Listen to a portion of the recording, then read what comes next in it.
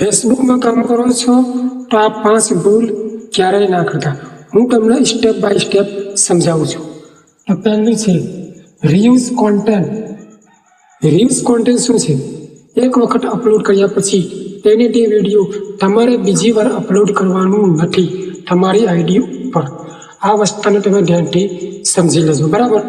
એક વખત ઉપયોગ કર્યા પછી બીજી વખત એ વિડીયોને બીજી વાર પોસ્ટ કરવાનું નથી. આ કહેવાય રીયુઝ કોન્ટેન્ટ. ફેસબુક તમારા વિડીયોને પકડી લેશે. Copyright music use. તમારા વિડીયોમાં, તમારા કોન્ટેન્ટમાં મ્યુઝિકનો ઉપયોગ બિલકુલ કરવાનો નથી. જો આમ કરશો તમને મ્યુઝિક કોપીરાઇટની સ્ટ્રાઇક આવી શકે છે.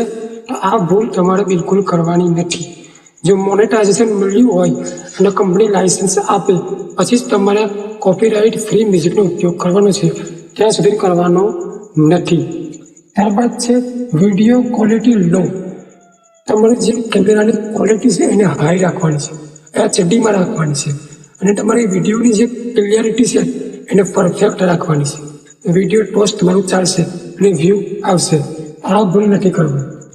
Unregular content. અનરેગ્યુલર કોન્ટેન્ટ શું છે?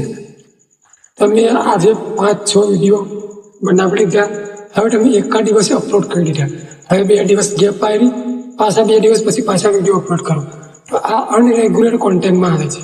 તો આ ભૂલ તમારે બિલકુલ નથી કરવાની.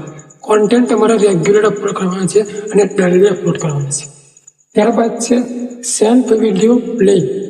તમારું વિડીયો તમારી આઈડીથી તમારે જાતે જોવાનું નથી. આ ભૂલ તમે કરશો તો ફેસબુક તમારી ગ્રોથ અટકાવી દેશે. ફેસબુકની નજરમાં તમે આવી જશો અને ફેસબુક સમજશે કે આ જે વ્યક્તિ છે તે પોતાનો વોચ ટાઈમ અને વ્યૂ વધારવા માટે પોતાનું વિડીયો જોઈ રહ્યો છે, બરાબર? તો આ 5 ભૂલ તમારી આઈડી પર બિલકુલ કરવાની નથી. આશા રાખું છું કે વિડીયો સમજાઈ ગયો હશે. લાઈક, કોમેન્ટ અને શેર કરી દો. આઈડી પર નવા હોય તો ફોલો કરી દો.